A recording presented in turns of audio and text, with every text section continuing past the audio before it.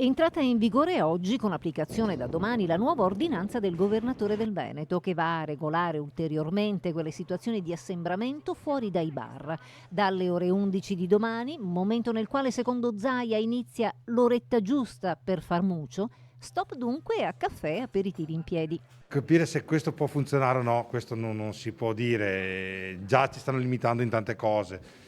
Sicuramente sono espedienti, sono esperimenti, ma non credo che questo possa limitare tantissimo il contagio. Il contagio si fa più a casa forse che nei locali. Insomma, un ulteriore giro di vite per quanto riguarda l'attività dei baristi già così provati. C'è stato un decremento del lavoro comunque del 50%, forse anche superiore al 50%, soprattutto per quanto riguarda i bar e i ristoranti. Questa nuova ordinanza sicuramente va a penalizzare l'attività dei bar e ristoranti e soprattutto anche chi lavora con tutti i bar e ristoranti, quindi noi fornitori. Se dobbiamo combattere questa situazione e uscirne velocemente, adottiamo le misure che servono. Ci penalizza un po' per quanto riguarda l'orario dell'aperitivo, perché ovviamente le persone vogliono stare anche in piedi.